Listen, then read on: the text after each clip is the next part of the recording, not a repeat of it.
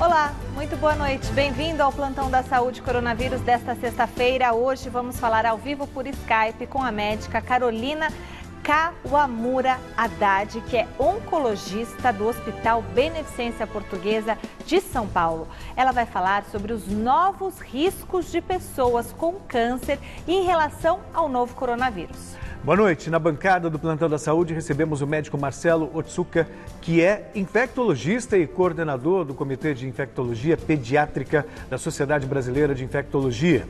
Nosso tema é a explosão de casos e de mortes pela Covid-19 no Brasil. E ainda nesta edição, o estado de São Paulo supera a marca de mais de 130 mil infectados e quase de 9 mil mortes. E governo rebate críticas sobre flexibilização da quarentena. Prefeitura vai prestar queixa-crime contra deputados que invadiram o hospital de campanha do Anhembi. Após pedido de autores, estudo sobre cloroquina publicado na revista The Lancet é retirado do ar. Tudo isso e muito mais logo após as nossas dicas. Não perca. Até já. Vamos agora ao nosso telão da saúde ver como está a atualização dos casos do novo coronavírus no país e no estado de São Paulo e também aqui na capital. Celso. Bom, Michele, até a última atualização feita pelo Ministério da Saúde ontem à noite, o Brasil registrava 34.021 óbitos e 614.941 casos. Nossa. E um novo recorde de mortes em 24 horas, 1.473. Hoje, no estado de São Paulo, pelos números atualizados, já são 8.842 mortes e 134.565 registros da doença. Em 24 horas, foram 281 óbitos e 5.365 novos casos no estado. Na capital, foram confirmados até agora 4.843 óbitos e 77.768 registros da Covid-19. Em um dia, foram 155 óbitos e 4.555 novos casos na cidade de São Paulo. O estado de São Paulo superou hoje a marca de 130 mil infectados e quase 9 mil mortos pela Covid-19. Mesmo com os seguidos recordes, o governo rebateu as críticas sobre o temor de que a situação possa piorar com a flexibilização da quarentena. Bom, e apesar da determinação do governo de São Paulo para que protestos contrários não sejam realizados no mesmo local e horário, a Avenida Paulista deverá ser palco de novas manifestações contra e a favor do presidente Jair Bolsonaro no domingo. Organizadores dos dois movimentos se reuniram hoje com a Polícia Militar e o Ministério Público, mas não entraram em um acordo sobre as datas das manifestações. No intuito de evitar novos confrontos, a PM deverá usar recursos tecnológicos como drones para ajudar no controle dos protestos e contará com um acompanhamento em tempo real do secretário de Segurança Pública do Estado. Tudo será acompanhado em tempo real pelos comandantes no asfalto, pelo comandante-geral, por mim pessoalmente e pelo secretário executivo da Polícia Militar no Copom. Estaremos o tempo todo ali. Não somos contra manifestações. Entendemos manifestações como uma forma democrática da população assumir a sua posição, contra ou a favor. O que nós não apoiamos é a agressão. Com aglomerações causadas pelos novos protestos, há um risco de mais um surto de Covid-19 na cidade de São Paulo, onde a situação, segundo as autoridades, está mais controlada. Por isso, o governo vem investindo em respiradores para ampliar a capacidade de atendimento a pacientes infectados pelo novo coronavírus, mas enfrenta problemas com o prazo de entrega desses equipamentos. Segundo reportagem do jornal Folha de São Paulo, parte deles poderia ser entregue apenas em setembro. E Dória garantiu que se esses aparelhos não chegarem no Brasil até dia 30 de julho, as empresas responsáveis terão de devolver o valor da compra ao Estado. Se os respiradores não estiverem aqui entregues no Porto de Santos ou no Aeroporto Internacional de Guarulhos até o dia 30 de julho, a compra será cancelada e os recursos deverão ser devolvidos, seja pelo fabricante, seja pela trading responsável pela importação. A nós não interessa receber respiradores depois de 30 de julho. O coordenador executivo do Centro de Contingência do Coronavírus do governo, João Gabardo, respondeu às críticas que o estado de São Paulo vem sofrendo por causa do plano que prevê a retomada gradual da economia, mesmo enquanto as confirmações de casos e de mortes pela Covid-19 seguem em alta. São Paulo escolheu um caminho intermediário, um caminho de usar a inteligência para tratar cenários epidemiológicos diferentes, com recomendações diferentes, com segurança. Cada momento será avaliado, se necessário, podem ser aprofundadas as medidas de restrição e, quando possível, pode ser flexibilizado com liberação gradativa das demais atividades. Esta semana foi anunciada a participação do Brasil nos testes da vacina da Covid-19 desenvolvida pela Universidade de Oxford. E membros do Centro de Contingência do Coronavírus do Governo de São Paulo revelaram a possibilidade de o Instituto Butantan fabricá-la caso ela se mostre eficaz. Uma vez essa vacina vencendo essas fases e além de se mostrar segura, mostrar que ela vai ser eficaz na prevenção das infecções por esse coronavírus, então o Instituto Butantan teria condições de fazer a produção dessa vacina, mas após essas fases todas serem completas. Sobre a volta às aulas, o secretário executivo de Educação, Haroldo Rocha, admitiu que ainda não há uma data definida pelo governo para a retomada das atividades, mas adiantou que ela será gradativa. Ele também apresentou um sistema para que pais possam matricular seus filhos nas escolas estaduais. Com a crise econômica causada pela pandemia, muitas famílias estão migrando para o ensino público. Nós anunciamos ontem um sistema novo, em que as famílias podem fazer a matrícula, enviar os documentos dos seus filhos para a escola pública totalmente pela internet. E as crianças já vão ganhar um código para entrar no centro de mídias e fazer sua educação. E a Prefeitura de São Paulo diz que vai prestar queixa-crime contra os deputados que invadiram o hospital de campanha do Anhembi, na zona norte da cidade. A gestão municipal acusa o grupo de agredir e intimidar verbalmente trabalhadores e pacientes, além de ignorarem normas sanitárias do local. Já os parlamentares dizem o contrário, que foram agredidos pelos seguranças e defendem que o hospital, que segundo eles está vazio, é um desperdício de dinheiro público. Vamos entender os dois lados dessa história com o repórter Jonas Campos.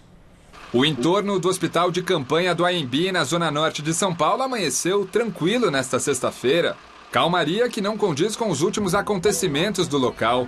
Ontem, uma ação de fiscalização de deputados e assessores gerou confusão. Coronel Telhada, do PP, Letícia Aguiar, do PSL, Sargento Nery, do Avante e outros parlamentares aliados do presidente Jair Bolsonaro gravaram imagens de alas vazias do hospital e acusaram a Prefeitura e o governo de São Paulo de suposto desperdício de dinheiro público. Tudo mentira! Olha isso! Olha isso! Olha, gente! Ó, corredores e corredores vazios! Em nota, a Prefeitura de São Paulo relatou que 5 deputados e assessores invadiram o hospital de campanha do Anhembi de maneira desrespeitosa, agredindo pacientes e funcionários verbal e moralmente. Segundo a Prefeitura, além da invasão e das atitudes violentas, os parlamentares filmaram as alas do hospital, que ainda não foram ativadas, mas que estão prontas para serem colocadas em funcionamento, caso necessário. O prefeito Bruno Covas se manifestou sobre o assunto na entrevista coletiva desta sexta-feira no Palácio do Governo. Eu classifico o que aconteceu ontem como sensacionalismo barato. Aqueles que acreditam que a Terra é plana, que fazem pouco caso da democracia, que querem a volta do AI-5, utilizam o que muitas pessoas lutaram durante muitos anos para conquistar, que é um parlamento livre, independente e com poder de fiscalização. Essa pandemia só será enfrentada se a gente respeitar a área da saúde, o que foi completamente desrespeitado por aqueles parlamentares. Funcionários do hospital que não se identificaram nesse vídeo também disseram que a visita foi uma invasão de privacidade muito grande e que desrespeitou pacientes e profissionais do local. Mas eu achei uma falta de respeito muito grande, tanto com os pacientes como com os funcionários, porque Ninguém deu direito de imagem de nada aqui. A prefeitura ainda destacou que os parlamentares chegaram ao local sem a utilização dos equipamentos de proteção individual, colocando a saúde de todos em risco. O grupo de deputados e assessores entrou no hospital de campanha do AMB por esse portão. Inclusive, um tumulto aconteceu justamente aqui em frente a essa grade.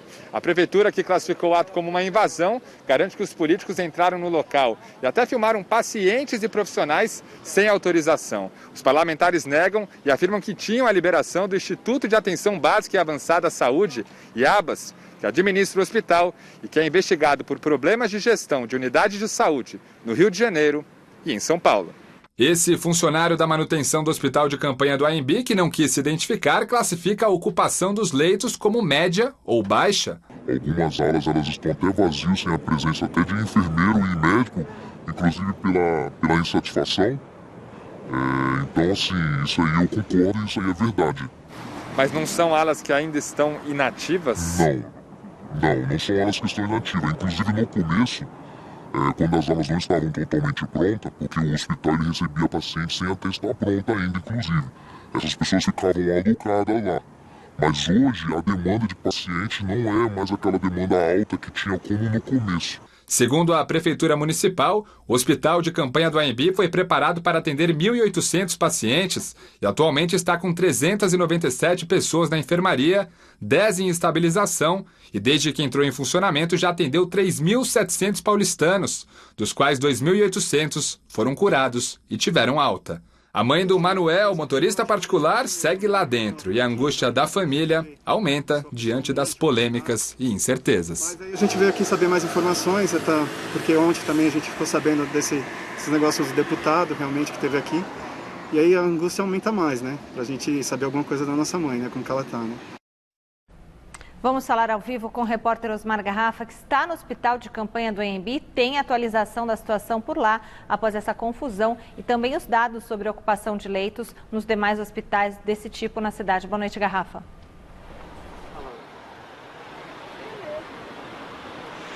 Boa noite, Michele. Boa noite, Celso. Olha, a movimentação nessa sexta-feira, depois dessas denúncias, foi tranquila, até porque houve uma baixa no número de internados aqui no hospital de campanha. São 1.800 leitos, mas ocupados neste momento 407. E aí é só fazer uma conta, tem aproximadamente mais de 1.000 leitos que estão vazios, como foi explicado na reportagem do Jonas Campos. Claro que há uma preocupação das pessoas que passaram pela nossa reportagem hoje aqui, vêm nos perguntar o que está acontecendo e obviamente a gente relata aquilo que a gente tem de informação. Tivemos aqui desde o início do hospital de campanha reclamação de profissionais que já se demitiram daqui, profissionais reclamando da estrutura, alguns pacientes satisfeitos quando saíram daqui receberam alta. Temos reclamações de todos os tipos. E lembrando que o IABAS, que é uma das empresas que acaba terceirizando o serviço aqui, é a mesma lá do Rio de Janeiro, como informamos anteontem aqui, que teve suspenso o contrato com a Prefeitura no Rio de Janeiro. Mas repito, hoje movimentação até tranquila pela baixa de pacientes em relação aos últimos dias. Vamos atualizar então os números aqui no AMB. De 1.800 leitos, nós temos ocupados 407. São aproximadamente 1.400 leitos que ainda estão vagos, leitos inativos. Na ala de enfermaria, 397, de acordo com as informações oficiais do hospital. Estabilização, são 10 pacientes na ala de UTI. Transferências, aqueles que tiveram quadros agravados, porque aqui é hospital de baixa e média complexidade, foram 8 transferidos para hospitais. Altas, 82, não tivemos nenhum óbito. Já estamos com 4 dias sem óbitos aqui no AMB. O AMB que tinha uma taxa muito alta de mortes, a cada 2 dias pelo menos uma morte. Isso pelo menos nos últimos 4 dias acabou diminuindo. No Pacaembu, que também é administrado pela Prefeitura de São Paulo, 200 leitos, lá quase 50% da capacidade ocupada. São 94 leitos. Em enfermaria nós temos 89 pacientes, na ala de estabilização são 5, transferência, 7 pacientes foram transferidos para hospitais da cidade de São Paulo, altas 19 e óbitos nenhum. No Ibirapuera, 268 leitos, mais de 50% da ocupação. Esse já é um hospital que é administrado pelo governo do estado de São Paulo, o do Ibirapuera. São 202 pacientes internados neste momento. E o Heliópolis, que vai atualizando os boletins um tanto quanto diferente daqui do AMB e do Pacaembu. Veio a atualização agora há pouco. São 200 leitos lá, o hospital lá é baixa, média complexidade e também para casos graves. E por isso, de 110 internados que lá estão, apareceram agora 18 pacientes nas alas de UTI e uma notícia ruim, acumulando um total de 11 óbitos de acordo com esse último boletim informativo. 11 óbitos lá no hospital de Heliópolis e altas foram 65. Michele e Celso. Muito obrigada, Osmar Garrafa. Obrigado, Garrafa. Os ônibus na cidade de São Paulo só poderão circular com uma capacidade máxima de passageiros sentados. Segundo o secretário municipal de Transportes, Edson Caran, a medida passa a ser obrigatória a partir deste sábado. O objetivo é evitar a superlotação após a gestão municipal autorizar a reabertura de concessionárias e escritórios na cidade a partir de hoje. Já o secretário dos Transportes Metropolitanos, Alexandre Baldi, disse que não é possível restringir o número de passageiros nos trens do metrô e da CPTM, mas que o setor tem operado em determinados horários até com 100% da capacidade. E após receber ameaças por telefone, o secretário da Saúde de Osasco, na Grande São Paulo, sofreu um atentado a tiros na noite de ontem. O carro blindado em que estava, Fernando Machado de Oliveira, foi atingido várias vezes, mas o secretário não foi atingido. Ontem, cerca de 158 funcionários foram demitidos após o município romper o contrato com a organização social responsável pelo atendimento em 6 unidades básicas de saúde. O prefeito de Osasco, Rogério Lins, do Podemos, disse desconhecer qualquer relação entre as demissões e o atentado. Celso. E o presidente Jair Bolsonaro participou da inauguração do Hospital de Campanha de Águas Lindas de Goiás, o primeiro construído pelo governo federal para o combate à Covid-19 no entorno do Distrito Federal.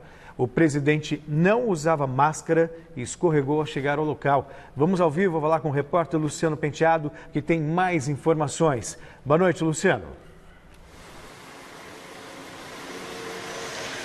Celso, Michele, boa noite para todo mundo.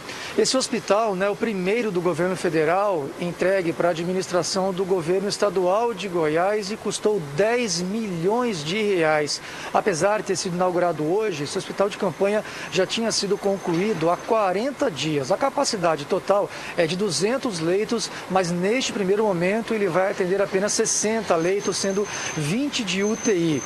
O presidente Jair Bolsonaro chegou ao local aí por volta das 8:45 da manhã de hoje. O presidente estava mais uma vez sem máscaras, desrespeitando aí regras da orientação, da Organização Mundial da Saúde. Estava acompanhado do ministro da Casa Civil, Braga Neto, e também do governador de Goiás, Ronaldo Caiado do DEM. Aí, ao desembarcar do helicóptero, o Bolsonaro derrapou, escorregou ali na lama, acabou caindo, mas foi levantado rapidamente ali por uma pessoa da sua equipe. Ele nada sofreu além disso. Entrou, participou da inauguração do hospital e depois retornou para Brasília. De acordo com o governo, esse hospital de campanha ali em Águas Lindas de Goiás, ele se fez necessário porque é uma região carente de leitos. Só para vocês terem uma ideia, a cidade tem no seu entorno ali, fica próximo ali de Goiânia, do Distrito Federal, tem 1.200.000 habitantes e nenhum leito de UTI. Agora, com este hospital de campanha, terá, pelo menos agora, nesse primeiro momento, 20 leitos de UTI, dentre esses 60 leitos para casos da Covid-19. Voltamos com vocês aí no estúdio. Muito obrigado, Luciano.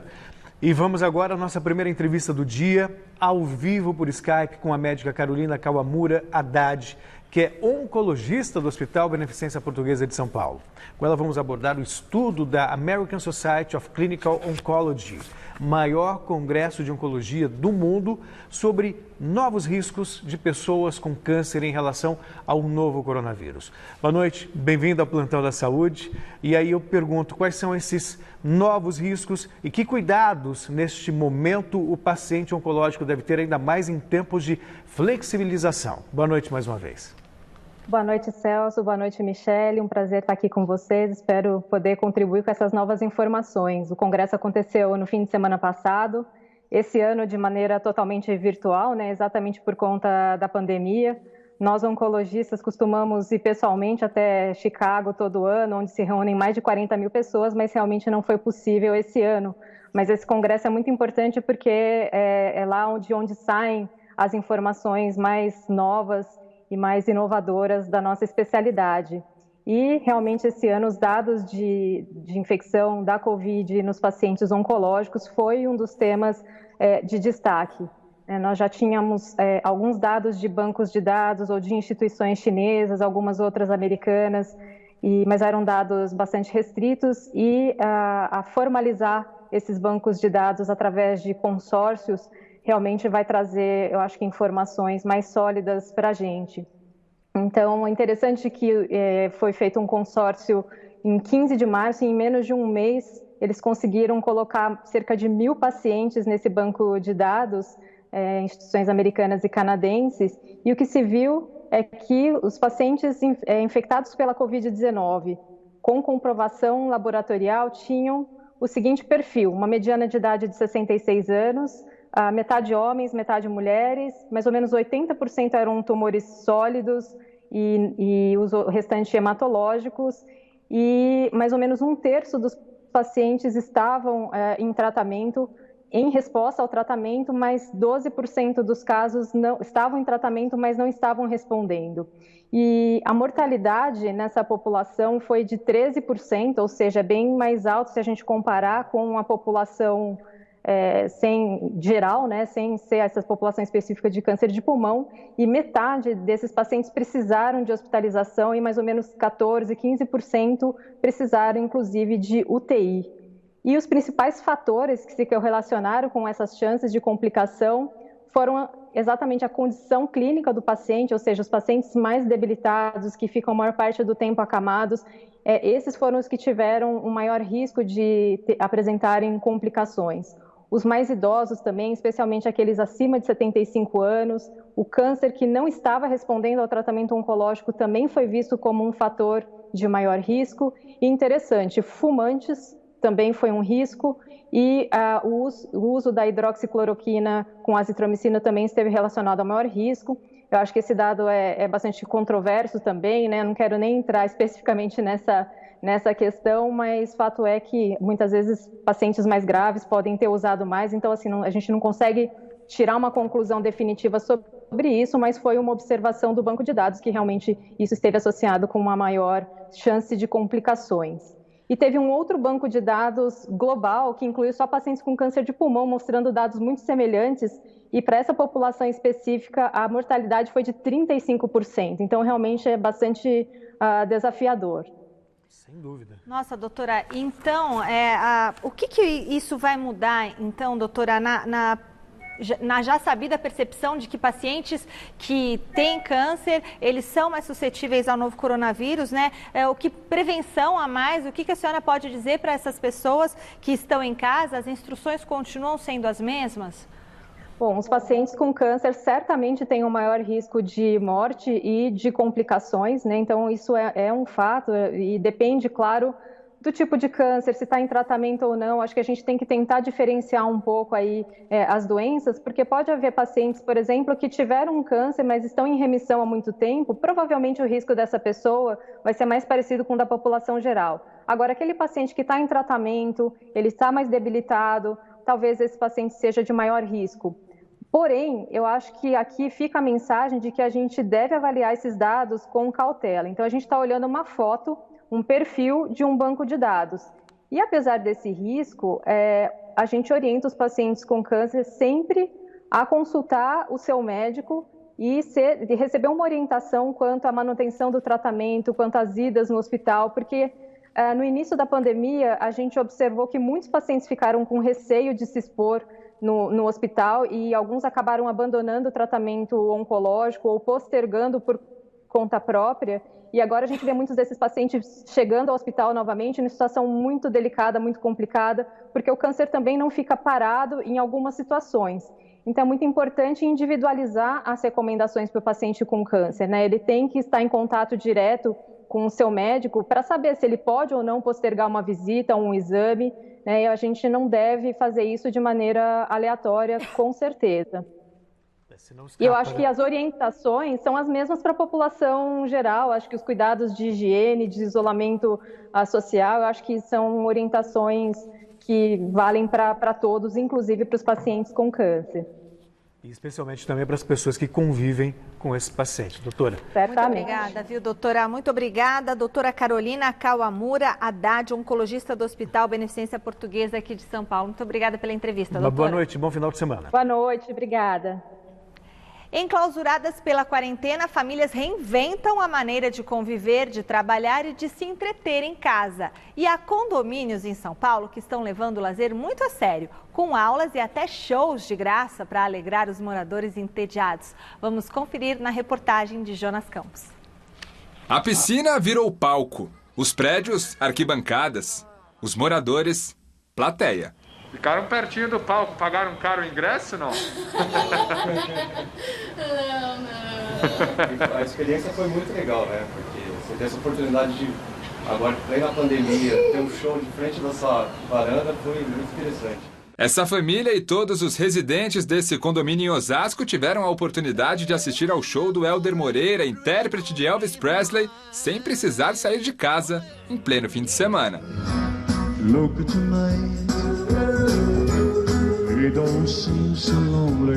É uma experiência nova para nós artistas, a gente está acostumado a trabalhar com o público na horizontal, agora a gente está trabalhando na vertical. Esse novo palco que surgiu agora no mundo todo, porque eu costumo até dizer que o planeta é um grande condomínio, né? E nesse grande condomínio nós precisamos de alegria, mais agora nesse momento, alegria e esperança. Todo mundo nos seus camarotes VIP, né? Cada um com seu open bar, seja lá de água ou qualquer outra bebida, curtiram bastante mesmo. A gente trouxe aí alguns músicos, mas a gente viu que ainda não tínhamos atingido aquele ápice, né? E a gente foi pesquisar o que teria de melhor no mercado. E a gente encontrou o Hélder, né? A gente já conhecia o trabalho dele e ele topou.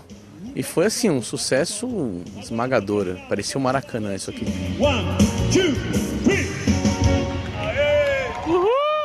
Assim como o Hélder Moreira, intérprete de Elvis Presley, outras atrações têm aparecido nos condomínios nesse período de quarentena, quando o assunto é o entretenimento. Ainda na esfera musical, o Fernando Malte, morador de um prédio no bairro de Perdizes, virou atração da vizinhança após uma ação despretensiosa. Estava aqui de bobeira em casa e eu tô com meu equipamento de som aqui, né? E eu falei, pô, eu vou ligar na janela e vou ver no que dá. E deu nisso aí, ó. Meu anoitecer.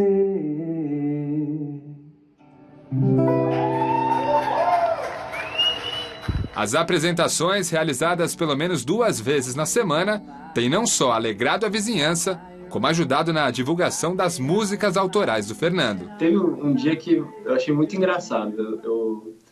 Eu moro aqui com a minha namorada, né? A gente estava aqui trabalhando no computador, né? E aí a gente ouve a vizinha de baixo cantar uma música minha. Foi muito legal. Legal também foi essa aula de pilates que rolou nesse condomínio de prédios em Guarulhos. A Suzana, professora, conduziu a atividade que reuniu cerca de 90 moradores. Foi muito bacana, porque você dar aula lá embaixo, ver o pessoal saindo na sua varanda, se animando, fazendo a movimentação junto com você, foi muito bacana. Foi, assim, uma experiência super legal. E houve uma adesão, as pessoas se animaram, porque tá lá, né, tá na varanda, se mexeram, aderiram muito bem, foi muito positivo. Eu costumava descer na academia do prédio para fazer esteira, né, fazer exercício. E devido à quarentena foram fechadas áreas, né? E aí quando falaram que ia ter aula de pilates, né, pela varanda, aí foi muito bacana, né?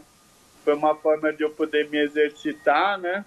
Reinvenções de uma quarentena que sim, pode ser de exercícios, de música e de entretenimento, sem precisar sair de casa.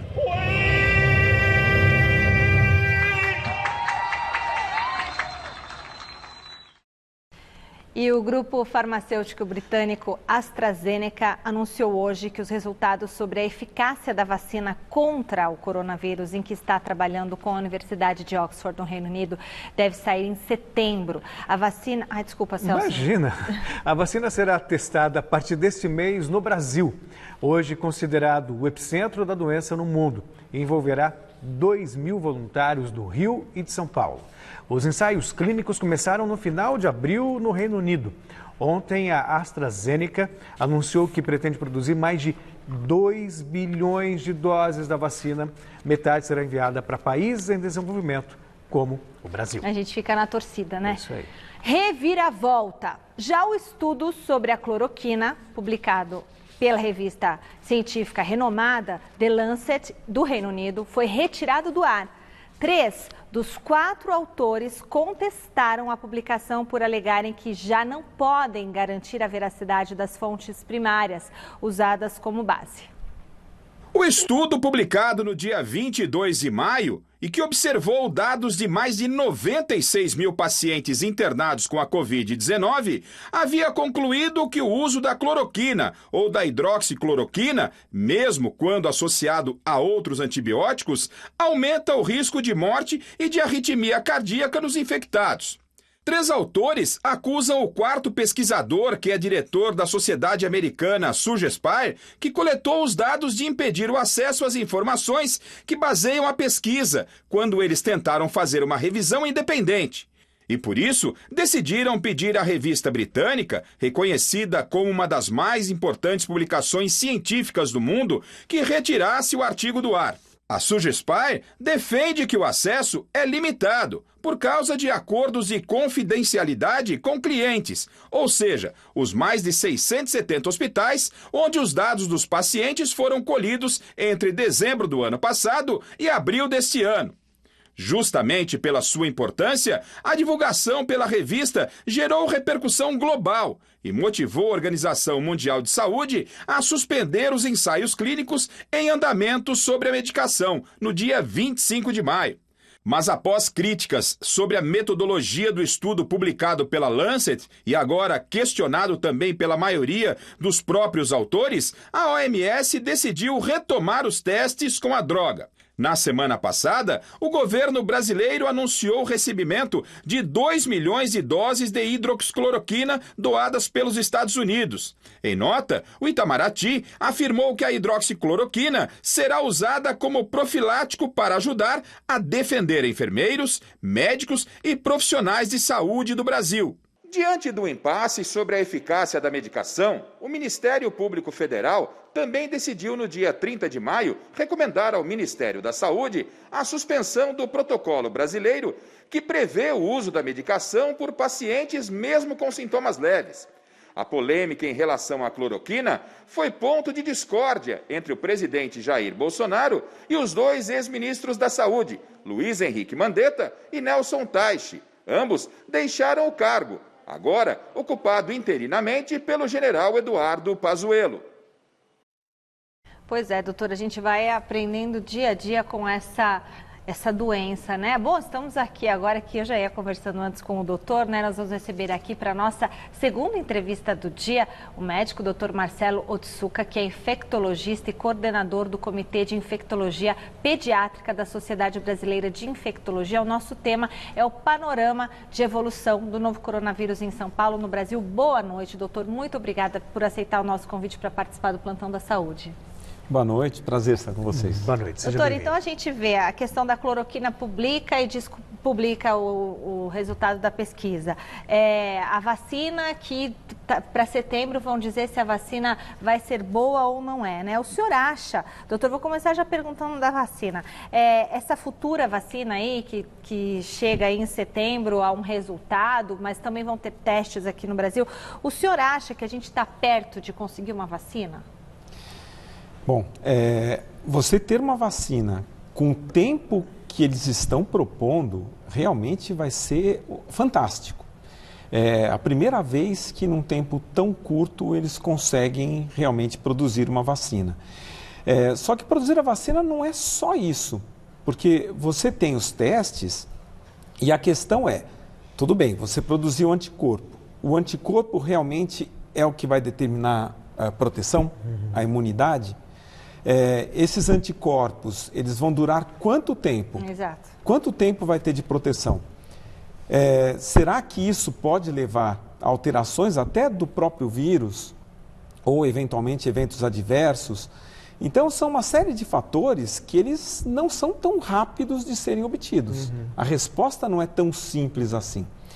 O que a gente esperaria era em torno de um ano e meio, conseguir uma vacina e já seria um recorde. A gente conseguir em tão pouco tempo, realmente é até impressionante. Eu não sei se a gente vai conseguir isso mesmo. E existe um desejo muito grande na população, em todo mundo, para que se encontre logo uma vacina, pelos efeitos da economia, pelos efeitos da doença nas pessoas, o número de mortes e tudo mais. Mas como não temos a vacina ainda e a gente está vendo o número de casos crescendo, aumentando, recordes atrás de recordes no Brasil, a pergunta que eu faço, doutor, chegamos num ponto em que nós temos aí quase 1.500 mortes em 24 horas. Era algo previsto, só que a gente já está chegando no terceiro mês de pandemia. Faltou planejamento para o Brasil, mediante do que já tinha acontecido na Europa, na Ásia? A impressão que nós temos, primeiro, a gente não aprendeu direito com os outros países, que passaram por isso antes da gente, e talvez a gente pudesse ter agido de uma forma um pouco melhor e mais unificada. Segundo ponto, que é muito importante a gente dizer, tem alguns países que até não adotaram uma restrição, lockdown e tudo mais. Mas, em compensação, se ouve a população desses países, eles eram conscientes do que eles deveriam e poderiam fazer. A partir do momento que você tem uma sociedade, uma população que respeita, isso é fundamental. Isso é um ponto-chave. Respeita a quarentena, o senhor diz. Respeita a saúde, respeita o seu próximo, respeita as orientações que são dadas, e aí eu concordo, houve uma discrepância enorme em todas as orientações que foram passadas. Às vezes se falava uma coisa, depois se desmentia, e isso com certeza gerou uma dificuldade até para a própria população entender. E nós tivemos um outro problema que a gente esquece muito, a testagem.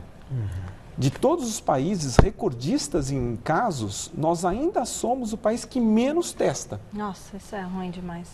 A gente calcula em torno de perto de 1 milhão de testes. Todos os países, os 10 primeiros, têm no mínimo 4, 5 milhões de testes. E se a gente considerar a quantidade de habitantes que nós temos, se a gente for ver teste por habitante, o nosso número é ainda muito mais inferior. E isso é um problema. Doutor, o senhor é também coordenador do Comitê de Infectologia Pediátrica, né, da Sociedade Brasileira de Infectologia, e ontem eu li uma reportagem falando que estão imaginando o retorno às aulas para agosto, gradativamente, terceiro ano, mas aí outras pessoas pedem para que seja o ensino fundamental, os pequeninhos lá, porque os pais precisam trabalhar. O que o governo tem conversado com a Sociedade Brasileira de Pediatria? O que o senhor pode passar para a gente? Como que vai ser esse retorno às aulas? Se é que vai ter esse retorno às aulas, porque é muito perigoso, não é? Eu gostaria até de falar uma coisa antes. A minha opinião é que ainda nós não estamos prontos para retornar nada, né? Nós ainda estamos numa fase crescente de casos. A gente entende que tem toda uma questão financeira e isso realmente impacta até na própria mortalidade. Então, isso acaba gerando uma certa dificuldade, mas ainda não estamos no momento certo. Mas vamos pensar nessa resposta. Até hoje, a gente não sabe exatamente qual que é o papel da criança na transmissão da doença. Os estudos mostram, sim, que as crianças transmitem. A princípio, talvez a transmissão, essa capacidade de transmissão da doença seja menor, mas a gente não pode afirmar isso, não tem estudo adequado para dizer isso. Ainda tem um agravante de que muitas crianças podem estar doentes, mas não têm manifestação clínica, então a gente não sabe se essas crianças estão ou não estão transmitindo. Tá? E daí vem aquela situação, essas crianças, elas vão para a escola e elas voltam, e quem que está em casa? A gente pensa até nível socioeconômico médio, mais alto, e aqueles que têm um nível socioeconômico baixo? Que tem tantas pessoas juntas e tantas pessoas que têm um potencial para doença grave, quer seja por idade, quer seja por outras doenças associadas, e de repente essas crianças podem estar levando para essas pessoas um risco maior de doença grave. Então, isso acaba sendo um problema muito sério, a gente tem que pesar muito bem até que ponto vale a pena realmente começar a aula, começar a ter aula e, de repente, eu estou aumentando a chance de disseminação numa população que está se cuidando. E, doutor, eles ficam preocupados com o Enem, com o vestibular. Gente, é um ano perdido, não adianta, nem sabe se vai ter o vestibular. E pegando até o gancho dessa sua resposta, que eu acho extremamente importante, quando não é apenas o senhor, mas a maioria dos especialistas aqui entrevistados consideram prematura essa reabertura e essa flexibilização no Estado. A gente tem visto, especialmente o doutor Gabardo, o próprio governo, sendo muito incisivo da segurança. Mas aí eu pergunto para o senhor, a partir de tudo que a gente tem visto aqui, os números que vocês estão trabalhando hoje são referentes a 15 dias atrás em termos de contágio. Sim. Ou seja, nós não podemos ter um aumento significativo daqui 15 dias e aí retroceder na flexibilização. Não é retardar ainda mais o processo de controle da doença? Com certeza isso influencia muito. A gente até estava comentando, um colega nosso já falou isso, é você tentar frear o navio. Ele vai demorar para parar. A hora que você reabre, a transmissão aumenta e a gente vai ver o impacto disso mais para frente. A princípio, daqui a 2 semanas, né? Porque é o tempo mais ou menos que você tem para ter as manifestações clínicas mais importantes. Então, isso acaba, sim, gerando um problema e uma falta de controle maior. De uma forma geral, acho que a gente tem que pensar no seguinte: quem que reabriu? Quem que começou a fazer isso? Quais os países que fizeram isso? Foram países que já tinham uma queda do número de casos, já tinham uma redução da transmissão, que a gente chama de R0, né, ou RO, como algumas pessoas falam, abaixo de 1, essa taxa de transmissão abaixo de 1, que significa que você está no momento que você consegue começar a abrir algumas coisas de uma forma progressiva e orientada. Se nós olharmos nossos gráficos, nós ainda estamos em ascensão. Nós temos um RO maior do que 1. Nós temos uma taxa de transmissão ainda muito alta. Isso acaba complicando muito esse raciocínio de reabrir. Né? Talvez alguns estados estejam começando a melhorar, parece que a Amazonas está começando a cair, Santa Catarina conseguiu ter uma medida muito melhor no início, eles fecharam até, não tinha circulação de transporte público, e com isso eles conseguiram restringir muito mais a disseminação da doença, eles podem estar caminhando para uma situação um pouco melhor. Não é a situação de São Paulo, não é a situação do Rio de Janeiro ainda. Então, isso realmente atrapalha. Doutor, uma pergunta para o senhor também, se é fake news ou não, né? Eu ouvi dizer que, neste momento, não adiantaria mais fazer o lockdown, que o lockdown deveria ter sido feito no começo, quando teve o início da quarentena, ali deveria ter sido feito o lockdown, que agora fazer um lockdown não adiantaria mais. É fato ou não? A situação do lockdown, ela tem que ser pensada em vários aspectos. Primeiro, se você realmente não tem uma população aderindo às suas medidas, talvez seja uma situação que precise fazer. Segundo, se você não tem a capacidade do atendimento na saúde, se você não tem o serviço capaz de comportar esse número de pacientes. Se a gente for pensar, a nossa média gira perto de 80% de ocupação dos leitos de UTI. Nós tivemos sim uma ampliação de leitos de UTI, de equipamentos, infelizmente não de médicos, não de enfermagem, e isso é um problema sério. Você precisa ter essas pessoas, não adianta ter só o equipamento, tem que ter alguém para operar. E a gente esquece do fisioterapeuta, a gente esquece de todas essas outras especialidades que são muito importantes. Então isso também é importante. E também é importante a gente saber testar. Qual que é a nossa realidade? É uma coisa que a gente não fala muito, né? Existe uma coisa que se chama síndrome respiratória aguda grave, que teoricamente é a grande maioria dos óbitos que vêm pelo coronavírus. Se nós formos analisar proporcionalmente este ano em relação ao mesmo período dos anos passados, nós vamos ver uma taxa de mortalidade muito maior do que esses 8 mil casos. Essa que é 20 vezes maior? 10 vezes maior, pelo menos. Do que o ano passado? Do que o ano passado. Então, se a gente for considerar a quantidade de óbitos que nós tivemos por síndrome respiratória aguda grave nós temos pelo menos uns 3, talvez 4 mil óbitos que não foram considerados como coronavírus. Então, o nosso número no Brasil não é 34, né, que a gente chegou, talvez seja quase 40, não sei. São números que a gente não consegue ter porque a gente não testa, porque a gente não tem essa capacidade de avaliar melhor. E sem a testagem fica difícil você traçar qualquer estratégia segura para que seja justamente o controle da pandemia, que é tão importante quanto reativar a economia, mas mais importante ainda é salvar vidas, né, doutor? Com certeza. Eu acho que eu, como médico, eu tenho que falar que realmente não é o momento de abrir. A gente entende todas essas outras dificuldades, a gente entende que muitas pessoas talvez tenham maiores problemas ainda por conta de não ter o alimento no prato. Doutor, pode concluir, doutor. Não. Olha, doutor Marcelo Otsuka, infectologista, coordenador do Comitê de Infectologia Pediátrica da Sociedade Brasileira de Infectologia, uma excelente entrevista aqui, realmente nós só trazemos a nata, né, os melhores profissionais. Muito obrigada pela sua entrevista, viu, doutor? Muito esclarecedor, e ainda a gente tem tantas outras coisas para perguntar para o doutor, ficaríamos aqui uma semana, mas vamos liberá-lo, né, para o senhor ficar com a sua família. Convite para o senhor voltar uma próxima vez aqui no Plantão da Saúde. Seria um enorme prazer, vamos muito aguardar. Obrigado pelo convite. Já vamos marcar, Felipe. Excelente, doutor.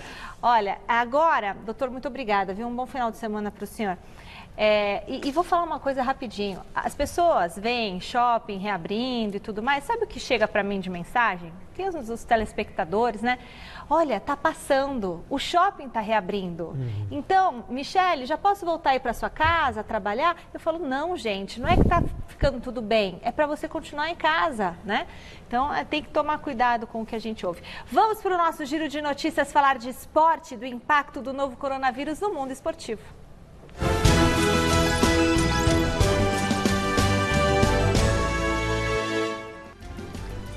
Mais uma grande competição já tem data para o retorno. A Associação Norte-Americana de Basquete anunciou nesta quinta-feira que a temporada será reiniciada no próximo dia 31 de julho. A retomada terá um formato mais enxuto, com apenas 22 equipes e todos os jogos concentrados no complexo da Disney Wide World of Sports em Orlando. Jogadores, comissões técnicas e pessoal de apoio também ficarão hospedados no local. Voltarão à disputa apenas as equipes que ainda têm chances de chegar aos playoffs, que devem começar em meados de agosto e terminar com a definição do campeão em outubro. Celso. Ou seja, parece, né, Flávio? Bem-vindo. Bem-vindo, Flávio. Boa noite. Parece que talvez essa seja uma alternativa mesmo. Achar um lugar para que todos fiquem concentrados nos moldes de uma Copa do Mundo, né, para que não tenha muito deslocamento e os jogos possam acontecer, né, Flávio? No caso aí seria até uma Olimpíada, né? Porque a Major League Soccer, que é do futebol, também deverá fazer isso. E foi muito curiosa essa briga da NBA, porque os times que estão em último lugar, os últimos colocados, eles não queriam voltar. Eles queriam continuar em último, porque assim eles terão mais facilidade no draft. Lá com o equilíbrio, os melhores jogadores são escolhidos pelos últimos colocados. Então é uma coisa muito curiosa. E realmente só virão os times que ainda têm chance, mais na Conferência Leste. A Conferência Oeste já está praticamente decidida. Enquanto a Premier League já divulgou o dia 16, acho, de junho, como a data do retorno do futebol da Inglaterra, 16 de junho, a Federação Inglesa anunciou nesta sexta que o campeonato feminino não será mais retomado e declarou o Chelsea como campeão da temporada 2019-2020. O Liverpool foi rebaixado. A decisão também contempla a segunda divisão, que teve as meninas do Aston Villa ficando com o título. Tem que encerrar mesmo, né, Celso? Sim. Mas no masculino, entretanto, a expectativa é muito grande para a conclusão da Premier League, né, Flávio? Haverá uma conclusão, há um envolvimento muito grande de patrocínios, que ainda não existe no feminino, lamentavelmente. Estamos caminhando para isso, mas a Major League Soccer volta, inclusive as datas das quartas de final da Copa da Inglaterra também já estão definidas, será o primeiro jogo dia 26, o segundo dia 27 desse mês.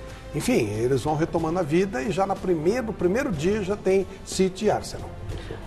Ainda na Inglaterra, o jornal The Guardian noticiou que o Tottenham fez um empréstimo de 175 milhões de libras, o equivalente a 1 bilhão e 100 milhões de reais, para honrar os compromissos diante da crise financeira provocada pela paralisação das competições. De acordo com a diretoria do clube, estima-se um prejuízo de aproximadamente 200 milhões de libras em decorrência da pandemia do novo coronavírus até o final de 2021. Nossa! Pelo menos colocaram a mão no bolso e ajudaram os clubes, diferentemente do que está acontecendo no Brasil. Sim, é porque são ligas, né? É diferente, liga é diferente porque um depende do outro, todos têm que estar bem. Se não tiver isso, você não consegue ter um campeonato fluindo, rolando legal. É o evento, é o todo e não a individualidade. Aqui em São Paulo não há ainda nenhuma previsão da retomada do Campeonato Paulista, mas mesmo assim o Red Bull Bragantino já voltou às atividades na última terça-feira. Esse retorno gerou algumas críticas, uma vez que havia o compromisso de todas as equipes voltarem aos trabalhos presenciais ao mesmo tempo, para não permitir, possíveis vantagens competitivas para quem reiniciasse os treinamentos mais cedo. No final da tarde de ontem, o Clube de Bragança Paulista divulgou nota se defendendo e disse que está apenas fazendo presencialmente o que já deveria estar sendo feito pelos atletas de forma remota e que não busca tirar vantagem disso. Isso gerou um impacto na federação, que fez uma reunião para falar da volta ao futebol, que a gente vai falar sobre isso daqui a pouquinho. Mas antes, Flávio, essa iniciativa do Bragantino, o que você achou, de repente, se antecipar aos demais? Olha, não dá para saber que tipo de acordo foi colocado. A região de Bragança está muito bem equacionada com relação a todo esse problema. E o pessoal do Bragantino já vinha falando em fazer isso há algum tempo, né? Eu não sei, a princípio todo mundo deveria seguir o mesmo método, a mesma sistemática. Eu gosto muito dessa ideia. Assim ninguém tira vantagem. Exato, mas a situação lá era diferente, era especial e eles entenderam que seria possível um retorno. Mas eu gostaria mais de ver todo mundo falando a mesma linguagem. Seria legal se todo mundo voltasse realmente ao mesmo tempo para não ter vantagem, né? Pressionada pela atitude do Red Bull Bragantino, a Federação Paulista de Futebol promoveu hoje uma reunião com representantes dos 16 clubes da elite estadual, onde foi decidido que será apresentada uma proposta para a volta dos treinos. Os dirigentes alegam que a flexibilização da quarentena abre espaço, sim, para a volta aos trabalhos, seguindo medidas de segurança já apresentadas às autoridades. O protocolo sanitário prevê testagem de todos os profissionais e retomada gradual das atividades, iniciando com trabalhos individuais em espaço aberto. Celso. E só lembrando, viu, Flávio, que a volta do futebol não consta naquele plano São Paulo. Então vai ter que ser uma coisa negociada. Foi mais ou menos feito em cima do plano da Espanha, tem fase 1, 2, 3, 4. Em alguns casos chega até a fase 6. Quem está fazendo um trabalho maravilhoso é o Paraguai, olha que legal. Todos os jogadores testados, todos num local único, um centro sanitário. Isso também foi feito só que pelos próprios clubes no futebol da Espanha, primeiramente. A Alemanha começou isso tudo com protocolo próprio, mas o do Brasil ou de São Paulo se aproxima muito do espanhol. Primeira fase de testes individuais, aí você vai vendo os resultados. Quem der positivo é afastado, fica em quarentena. As famílias também são testadas. Agora, o futebol de São Paulo até fez um acordo com o Einstein, que é um nível muito elevado, para a primeira divisão. Agora as outras eu não sei, né? Fica mais difícil de saber. Tem Série B, tem Série C. Eu acho muito arriscado tudo isso, mas enfim. Muito cedo, né, para você precocemente pensar na volta do futebol. Sim. Repito, ainda mais pensando que a gente está num nível ascendente. Esse é o ponto. Que é estranho, Se né? você parou quando estava com menos, agora que está com mais, você volta. É meio esquisito, né? Não é muito condizente. Pessoal, muita calma nessa hora. Tem que ter calma nessa hora. O Plantão da Saúde dessa sexta-feira fica por aqui. Obrigada, Flávio Prado, pela sua participação aqui com a gente. Segunda-feira você está de volta. Domingo tem mesa redonda especial, não é? Nossa Senhora, despedida do Pelé. Você vai se emocionar. Você que nunca viu o Pelé jogar, você vai ver e vai chorar. É maravilhoso esse programa. O que tem nesse programa? Tem entrevista exclusiva com o Pelé, feita aqui pela TV Gazeta, 2. Tem vocês ao vivo no estúdio discutindo esse jogo. Tem os melhores momentos do jogo, o momento que o Pelé para. Ele dá uma entrevista exclusiva para 2 grandes jornalistas daqui da Gazeta, Perão de Castro e Milton Peruzzi. É uma coisa linda. Na sequência, o Ataque dos Sonhos, né? Aquele programa que você fez na casa do Pelé. Isso. Dorval, Mengalvo, Coutinho, Pelé e Pepe. Sensacional. Então, é tudo isso domingo aqui na TV Gazeta a partir das 9 da noite. Pessoal, uma boa noite para vocês, um ótimo final de semana e até segunda-feira. Fica agora com o Jornal da Gazeta e a gente se vê segunda-feira aqui no Plantão da Saúde. Até lá.